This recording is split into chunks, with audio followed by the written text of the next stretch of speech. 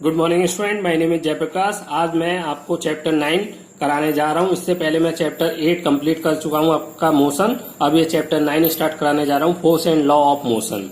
Force, ये chapter 9 हमारा बहुत डेली लाइफ से जुड़ा हुआ इम्पोर्टेंट चैप्टर है और ये डेली लाइफ में बहुत ज्यादा यूजफुल है। और क्योंकि ये डेली लाइफ में आपका यूज होता रहता है, इसलिए इसको समझना आपके लिए बहुत ज्यादा आसान रहेगा। बस आपको मेरे साथ कैरी ऑन करना है। तो सबसे पहले फोर्स समझना है। उससे पहले मैं लास्ट चैप्टर आपको जो पढ़ाया मोशन, उससे इसको रिलेट करता हूँ, ओके, जिससे आपको इसको और अच्छी तरीके से अंडरस्टैंड करने में आसानी रहे। बच्चों, मोशन चैप्टर में आपने 2-3 तरीके की मोशन पढ़ी। मोशन हमारी लीनियर होती है, नॉन लीनियर होती है। मोशन क्या है हमारा? टाइम के रेस्पेक्ट में अगर एक ऑब्जेक्ट अपनी पोजीशन चेंज कर रहा है, इसको हम क्या बोलते हैं कि ऑब्जेक्ट मोशन कर रहा है टाइम के रेस्पेक्ट में। जैसे मैंने आपको पेड़ का एक एग्जांपल दिया था। पेड़ अपने टाइम के रेस्पेक्ट में उस जिस एक मैंने रेफरेंस पॉइंट माना था, उससे वो उसकी डिस्टेंस चेंज हो रही थी, पोजीशन चेंज हो रही थी, तो ये मोशन हो रही थी। ऑब्जेक्ट मोशन क्यों कर रहा था बच्चों? ऐसा क्या रीजन था जिसकी वजह से ऑब्जेक्ट मोशन करने लगा? स्टार्टिंग में तो बच्चों कोई भी वस्तु क्या होती है, रेस्ट पर रहना चाहती है। नेचुरली कोई भी ऑब्जेक्ट किस पोजीशन में रहना चाहता है? रेस्ट पोजीशन में रहना चाहता है। तो फिर ऑब्जेक्ट हमारा मोशन में कैसे आ जाता है? क्या कारण है जिसकी वजह से एक ऑब्जेक्ट हमारा मोशन करने लगता है या मोशन में आ जाता है? तो उसका और कोई कारण नहीं है बच्चों, उसका कारण है फोर्स। तो अब आप इस चैप्टर को पिछले चैप्टर से रिलेट कर पाओगे। तो व्हाट इज फोर्स? फोर्स हमारा वो एक्सटर्नल एजेंट और कॉज है जिसकी वजह से किसी ऑब्जेक्ट की स्टेट चेंज हो सकती है, चेंज होती है या चेंज हो सकती है। जरूरी नहीं है कि बच्चों फोर्स लगाने पर किसी ऑब्जेक्ट की स्टेट चेंज हो ही जाए, लेकिन चेंज होने की वो कोशिश करेगी। मोशन ऑफ ऑब्जेक्ट, दूसरा motion of an object. Object motion में आ सकता है या जो मोशन में ऑब्जेक्ट है वो रेस्ट पर आ सकता है। कैसे? एक मैं यहां पर एग्जांपल लूंगा। अब आपको इस चीज को समझना है जो मैंने बताया। एक्सटर्नल एजेंट क्यों बोल रहे हैं? फोर्स हमेशा बाहर से लगाया जाता है, ओके, बॉडी पर बाहर से अप्लाई किया जाता है, इसलिए ये एक्सटर्नल एजेंट है। और कॉज, क्योंकि इसी कारण की वजह से, फोर्स एक कारण है जिसकी वजह से कोई बॉडी मोशन में आती है या मोशन से रेस्ट में आती है, ओके। जैसे बच्चों मेरा ये एक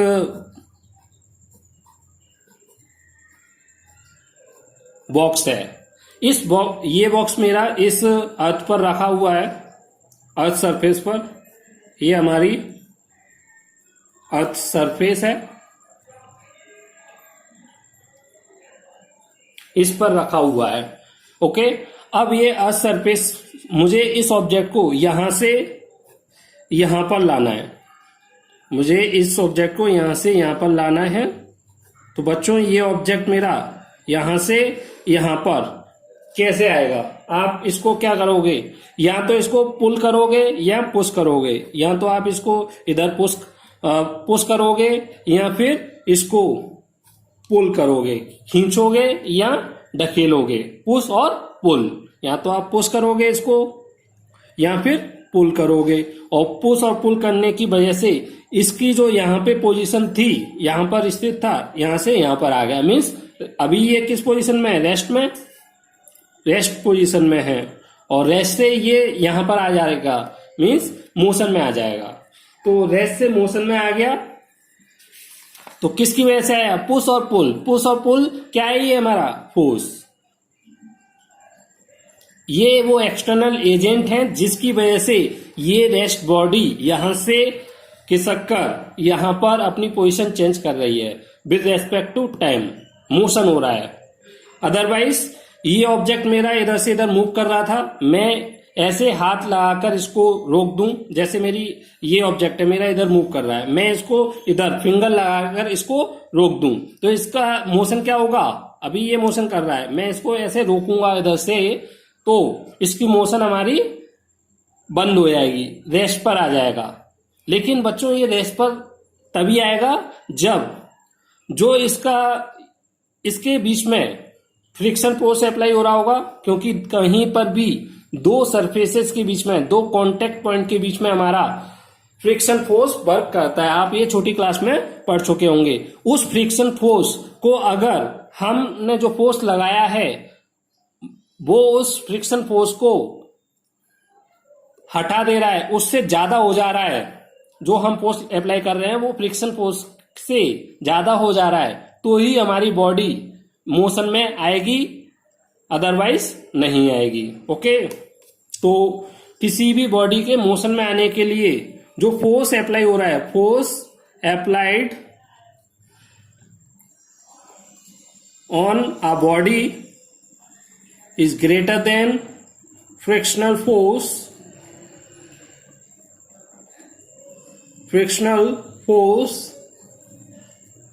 एक्ट बिटवीन देम।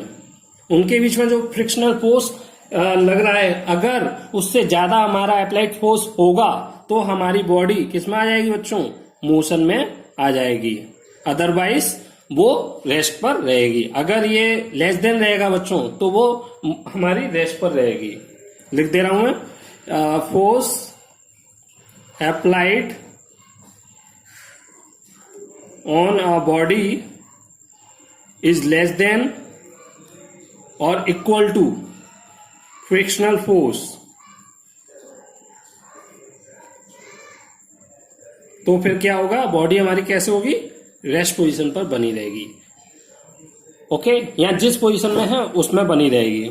तो हम फोर्स को अप्लाई कर कर किसी बॉडी की स्टेट को चेंज कर सकते हैं। अगर वो रेस्ट में है तो हम उसको मोशन में ला सकते हैं, मोशन में लाने का ट्राई कर सकते हैं, या मोशन में ला देंगे। मोशन में पक्का कब आ जाएगी? अगर फोर्स जो अप्लाई किया है हमने ऑब्जेक्ट पर, वो फ्रिक्शन, उनके बीच में जो फ्रिक्शनल फोर्स है उससे ज्यादा अगर हम फोर्स अप्लाई कर रहे हैं तो पक्का हमारा ऑब्जेक्ट मोशन में आ जाएगा, अदरवाइज वो रेस्ट पर ही रहेगा। अब इसकी हम किस फॉर्म में किसी ऑब्जेक्ट को मोशन में ला रहे हैं, या तो पुश करके, ढकेल कर, या पुल, खींच कर। तो पुश और pull on an object with mass, और जिस ऑब्जेक्ट को हम पुश और पुल कर रहे हैं उसमें कहीं ना कहीं मास होगा। कोई भी बॉडी हमारी बनी रहती है, आपने पढ़ा होगा मैटर है मास, तो कोई भी ऑब्जेक्ट होगा वो मैटर से बना होगा। और मैटर किसको बोलते हैं? जो ऐसा कोई भी वस्तु जो स्पेस घेरे और उसका कुछ ना कुछ मास हो, उसको हम क्या बोलते हैं? मैटर। और मैटर से ही सभी चीजें बनती हैं, तो ऑब्जेक्ट भी हमारा मैटर का होगा। तो उस मैटर का जो ऑब्जेक्ट है, उस ऑब्जेक्ट का कुछ ना कुछ मास होगा। उस मास वाली ऑब्जेक्ट को अगर हम पुश और पुल कर कर उसकी cause its to change its velocity, उसकी वेलोसिटी में चेंज कर दे रहे हैं। वेलोसिटी चेंज मतलब उसकी स्पीड में चेंज हो रहा है, या फिर वेलोसिटी में दो चीजें होती हैं बच्चों, एक मैग्नीट्यूड भी होता है, एक डायरेक्शन भी होती है। या तो हम ऑब्जेक्ट की स्पीड को चेंज कर दे रहे हैं। स्पीड को चेंज करने का मतलब या तो स्पीड उसकी स्लो डाउन हो जा रही है या फास्ट हो जा रही है। जैसे एग्जाम्पल, अगर मैं एसिलेशन दबाता हूं, या कि मान लो किसी साइकिल पर कोई एक साइकिल सवार चल रहा है, मैं पीछे से उसको धक्का दे देता हूं, पुश कर दे रहा हूं, तो उसकी स्पीड क्या होगी बच्चों? इंक्रीज हो जाएगी। दूसरा एग्जाम्पल डायरेक्शन वाला, डायरेक्शन कैसे चेंज होगी? एक बच्चों क्रिकेट खेल रहा है बच्चा, उसके हाथ में बैट है, एक बॉलर उसको सामने से बॉल करा रहा है। जो बैट्समैन है बच्चों उस बॉल को हिट करता है तो उसकी डायरेक्शन क्या होगी? चेंज हो जाएगी। डायरेक्शन भी चेंज हो जाएगी, साथ में स्पीड भी चेंज हो जाएगी। तो इसलिए यहां पर लिखा है पुश और pull on an object with mass that cause it to change its velocity.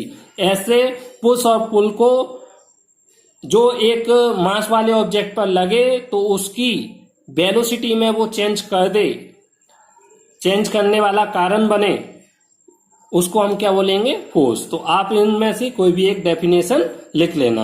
Okay, note point बच्चों, force is a vector quantity. Force एक वेक्टर क्वांटिटी है क्योंकि इसमें मैग्नीट्यूड भी होता है और डायरेक्शन भी होती है। डायरेक्शन ऑफ फोर्स, फोर्स की डायरेक्शन कौन सी होगी बच्चों? जैसे मेरा ये ऑब्जेक्ट है, मैंने इधर फोर्स अप्लाई किया तो डायरेक्शन क्या हो गई फोर्स की? जिधर मैं फोर्स को अप्लाई करूंगा, मैंने फोर्स को इधर अप्लाई किया तो मेरी फोर्स की डायरेक्शन भी यही हो गई। ओके, तो direction toward which the force is applied is known as direction of force. तो जिस डायरेक्शन में फोर्स को हम अप्लाई करते हैं बच्चों, लगाते हैं, जैसे ये है, मैं इस पेन से इधर इसको आगे तरफ बढ़ा रहा हूं, मैं किधर फोर्स लगा रहा हूं? इस बॉडी, ये बॉडी है हमारी ऑब्जेक्ट, इस पर मैं आगे की तरफ फोर्स लगा रहा हूं तो मेरी फोर्स की डायरेक्शन कौन सी हो गई? ये इधर वाली, ये हो गई ऐसे। ओके, एरो बना के मैंने आपको दिखाया। ओके, तो direction toward which the force is applied is known as the direction of force. जिस डायरेक्शन में फोर्स लगाया जाएगा वही फोर्स की डायरेक्शन होगी। सिंबल ऑफ फोर्स बच्चों, फोर्स को हम कैपिटल एफ से रिप्रेजेंट करते हैं। एसआई यूनिट ऑफ फोर्स, तो एसआई यूनिट ऑफ फोर्स बच्चों, क्योंकि फोर्स को न्यूटन ने डिस्कवर्ड किया था इसलिए उन्हीं के नाम पर इसकी एसआई यूनिट को हम न्यूटन बोलते हैं। फॉर्मूला ऑफ फोर्स, फोर्स का फॉर्मूला बच्चों एफ बराबर एम ए, ये होता है। दूसरा, इसी की फॉर्म क्या होती है? एसिलेशन को क्या बोलते हैं? Change in velocity, final velocity minus initial velocity upon time. तो हमारे ये दो फॉर्मूले हैं, आप दोनों लिख लें। मैं यहां पर दूसरा वाला भी लिख दे रहा हूं। एफ बराबर एम और ए बराबर क्या होता है? V minus u upon t. Final velocity, initial velocity upon time, मैं यहां पे लिख दे रहा हूं। बी बराबर फाइनल वेलोसिटी, u बराबर इनिशियल वेलोसिटी और t टाइम। ओके, तो ये एक ही वैल्यू मैं यहां पर पुट कर दूंगा तो b minus u upon T, ये हमारा फॉर्मूला हो गया। ओके, एसिलेशन डायरेक्ट दे रखा हो तो हम ये वाला फॉर्मूला यूज करेंगे, और जिसमें हमें फाइनल और इनिशियल वेलोसिटी दे रखी होगी उस जगह हम फॉर्मूला ये यूज करेंगे। ओके, तो m क्या है यहां पर? Mass of object, a acceleration of object, और f force act on that object. जो फोर्स लग रहा है उस ऑब्जेक्ट पर f उसको इंडिकेट कर रहा है। ओके, अब बच्चों डायमेंशन ऑफ फोर्स, फोर्स की डायमेंशन निकालनी है। तो सबसे पहले डायमेंशन होता क्या है आपको थोड़ा सा मैं रिवाइज करा दे रहा हूं। हम MKS सिस्टम को फॉलो करते हैं बच्चों, मास किलोग्राम सेकेंड। ओके, m यहां पे किसको रिप्रेजेंट कर रहा है? मास, सॉरी मीटर के किलोग्राम, s सेकेंड। होता क्या है बच्चों, हम डिस्टेंस को किस में मेजर करते हैं?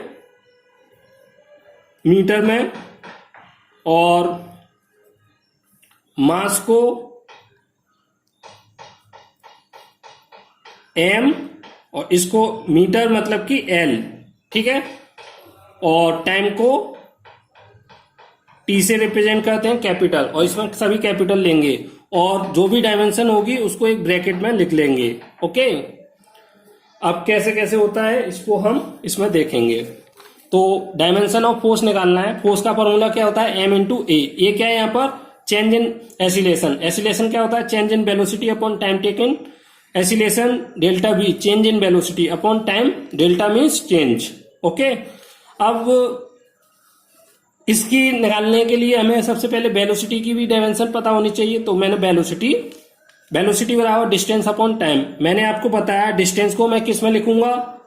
एल से रिप्रेजेंट करूंगा, और टाइम की क्या होती है हमारी डायमेंशन?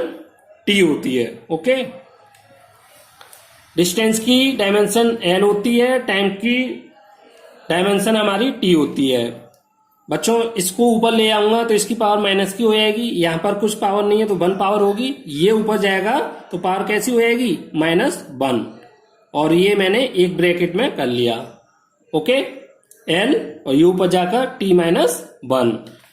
अब बच्चों मेरी वेलोसिटी की आ गई है डायमेंशन, तो LT वेलोसिटी है तो LT-1, और T की डायमेंशन क्या हो गई कैपिटल T।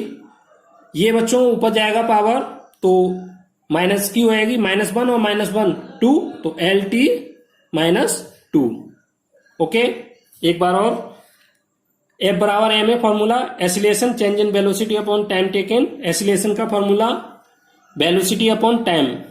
अब वेलोसिटी की डायमेंशन पहले हमें निकालनी पड़ेगी, तो velocity distance upon time, distance को हम L से रिप्रेजेंट करते हैं और टाइम को T से रिप्रेजेंट करते हैं। टाइम ऊपर जाएगा तो T की पावर -1 हो जाएगी, यहाँ पर LT-1 ये वेलोसिटी की आ गई, तो वेलोसिटी की मैंने LT-1 रख दी, T की T हो गई, T1 हो गया और T ऊपर जाएगा तो -1, तो LT-1 और -1 -2, तो LT-2। ये हमारी एसिलेशन की आ गई बच्चों, LT-2।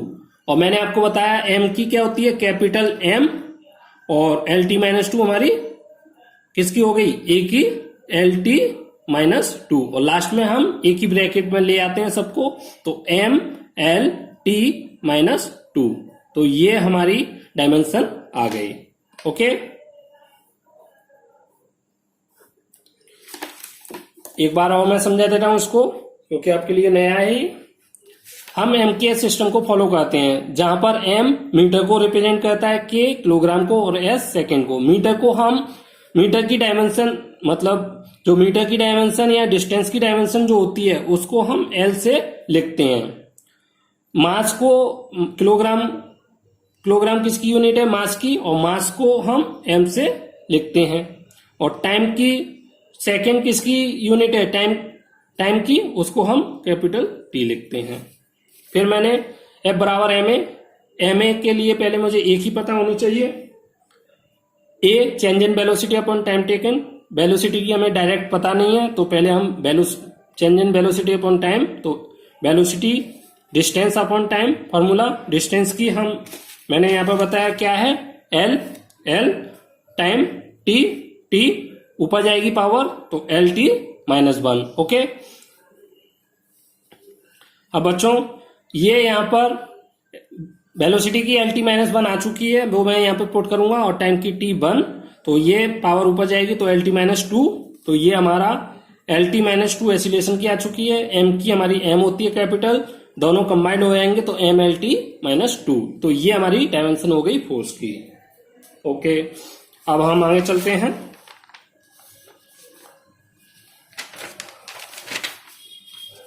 मोशन, बच्चों मोशन मैं यहाँ पर इसलिए बता रहा हूँ क्योंकि फोर्स हमारे मोशन को बहुत ज्यादा इफेक्ट करता है, तो मोशन आपको एक बार मैं फिर से रिवाइज करा दे रहा हूँ, और इस चैप्टर में है भी थोड़ा सा। तो motion is defined the change in position with respect to time, तो टाइम के रेस्पेक्ट में अगर कोई ऑब्जेक्ट अपनी पोजीशन चेंज कर रहा है, जैसे अभी मैं जैसे ये एक पेड़ है, ये एक पेड़ है बच्चों। ओके, अभी मैं यहाँ पेड़ से इतनी डिस्टेंस पर खड़ा हुआ हूं, 5 मिनट पहले मैं यहाँ था, और इसके अगले 5 मिनट बाद अगर मैं अपनी पोजीशन यहाँ पे कर देता हूं 5 मिनट बाद, तो टाइम के रेस्पेक्ट में पहले 5 मिनट में मैं यहाँ था, अगले 5 मिनट में मेरी पोजीशन चेंज हो गई, यहाँ से इतनी डिस्टेंस पे था पहले, और 10 मिनट अगले 5 मिनट में मेरी यहाँ से जो पोजीशन इतनी हो गई, तो चेंज हो गई पोजीशन टाइम के रेस्पेक्ट में, तो इसको बोलते हैं हम मोशन। तो मोशन हमारे 2 तरीके से हम डिस्क्राइब कर सकते हैं। मोशन या तो किसी ऑब्जेक्ट की स्पीड चेंज हो जाए तो हम कह सकते हैं कि वो ऑब्जेक्ट मोशन में है।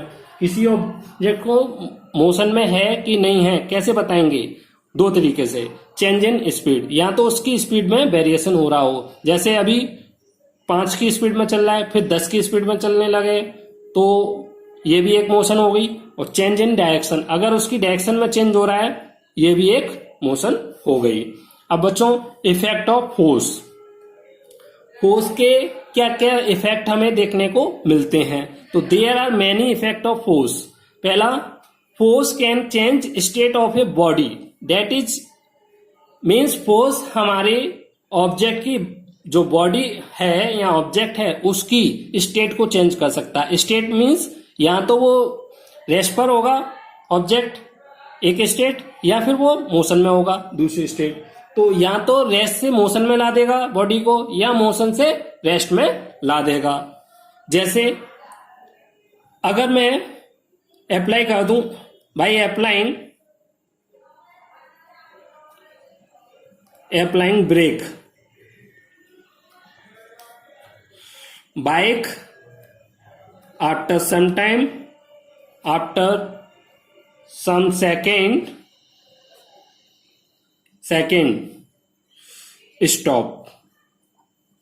तो एक बाइक हमारी चल रही है, जैसे ही हम उस पर ब्रेक अप्लाई करेंगे तो कुछ सेकंड बाद आप देखोगे कि वो स्टॉप हो जाएगी। तो ये तो बच्चों क्या हो गया, मोशन में ऑब्जेक्ट मोशन में था, उसको मैं रेस्ट पर ले आया। ओके, दूसरा केस क्या हो सकता है, एक गाड़ी हमारी खड़ी हुई थी घर पे, अब मुझे बाजार जाना है बच्चों, तो मैं क्या करूंगा, गाड़ी स्टार्ट करूंगा, एक्सीलरेशन दबाऊंगा और गाड़ी की स्पीड इंक्रीज करते हुए अपना बाजार चला जाऊंगा। तो मैंने क्या किया, गाड़ी को रेस्ट से मोशन में ले आया। कैसे, स्पीड इंक्रीज करके। स्पीड कैसे इंक्रीज कर दी, एक्सीलरेशन को इंक्रीज करके, फोर्स अप्लाई करके। ओके, तो ये हम तो if object is at rest, by applying force we can change its state from rest to motion, and vice versa means opposite.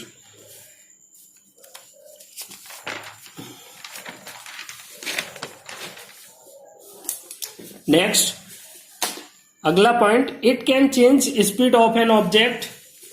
It means it has two possibility.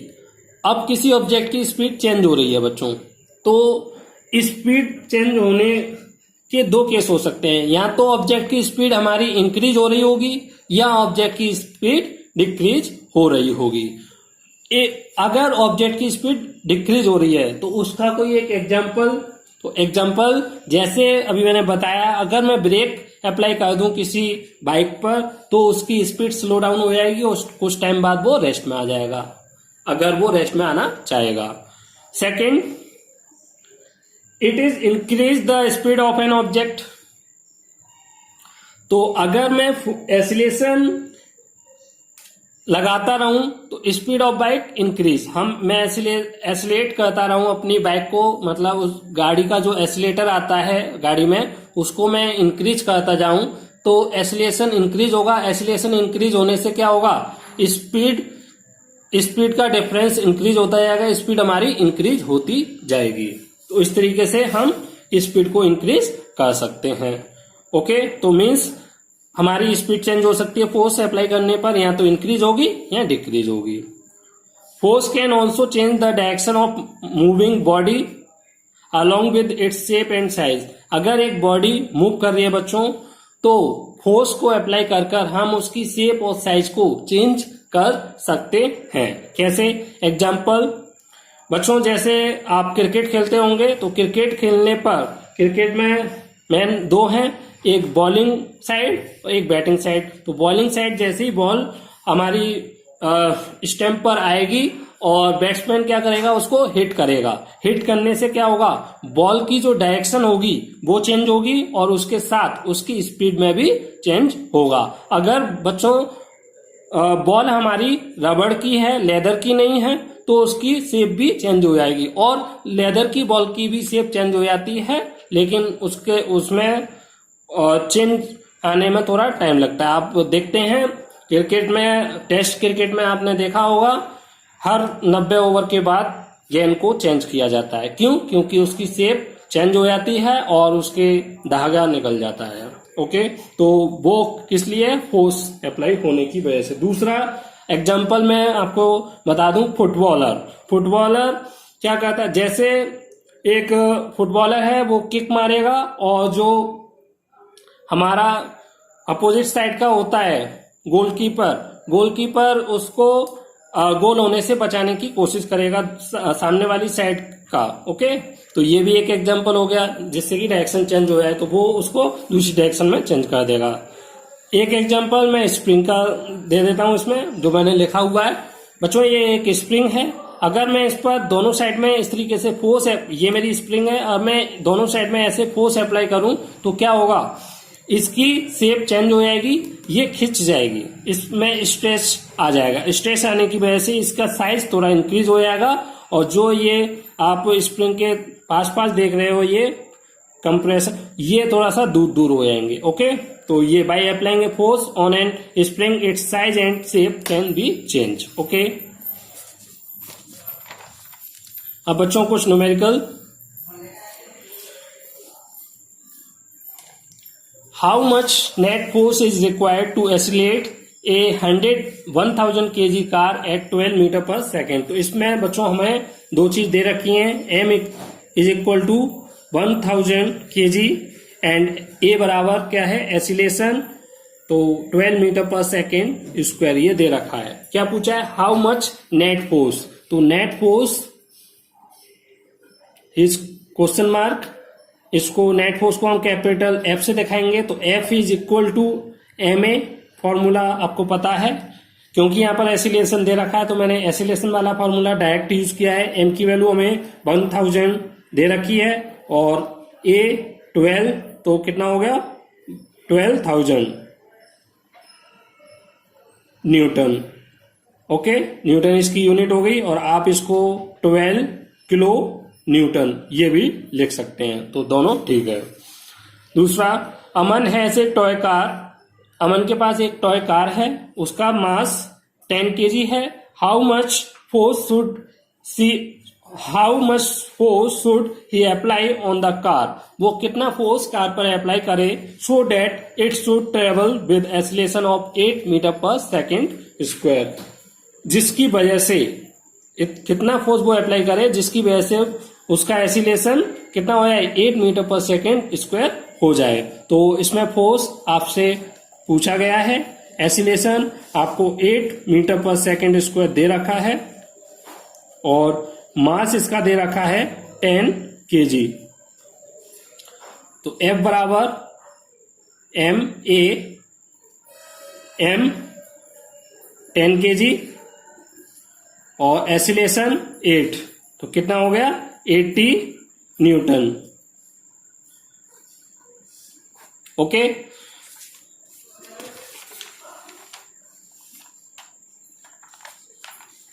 Last question आज का, a hammer having a mass of 5 kg going with a speed of 6 meter पर second hit a ball. तो एक hammer जिसका मास कितना दे रखा है 5 kg, going with a speed of, जिसको 6 मीटर पर सेकेंड की स्पीड से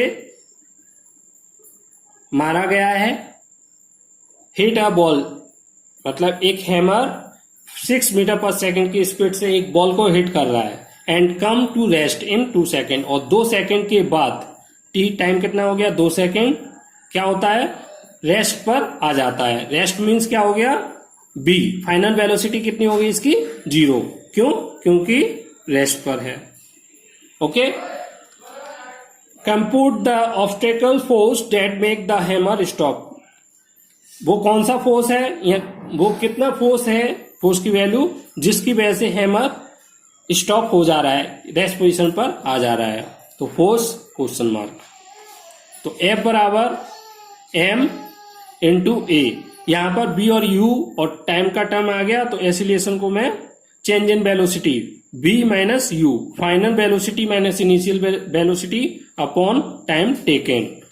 m वेलोसिटी, m की वैल्यू 5, b 0 माइनस u 6 और टाइम 2, तो बच्चों कितना हो गया 5 minus 6 upon 2, F is equal to 30 minus का upon 2, F is equal to 15 minus. बच्चों हम माइनस नहीं लिखेंगे यहां पर, F इक्वल टू 15 हमारा आंसर होगा। माइनस साइन क्या इंडिकेट कर रहा है कि ये हमारा रिटार्डेशन कर रहा है। रिटार्डेशन मीन्स अपोजिट डायरेक्शन में लगाया गया है बॉडी की मोशन को रोकने के लिए। तो ये माइनस साइन यहां पर रिटार्डेशन को इंडिकेट कर रहा है, रिटार्डेशन। ओके, जो एसिलेशन होता है हमारा दो तरीके का, एक पॉजिटिव एक नेगेटिव। तो यहाँ पे जो एसिलेशन है वो नेगेटिव एसिलेशन मीन्स बॉडी के रिटार्डेशन को दिखा रहा है। ओके, तो ये आपका चैप्टर मैं स्टार्ट करा दिया है, आपको न्यूमेरिकल भी करा दिए हैं, काफी चीजें बता दी हैं। अगर आपको ये वीडियो पसंद आई हो तो प्लीज चैनल को सब्सक्राइब करें, बेल आइकन प्रेस करें और वीडियो को लाइक करें। Thank you.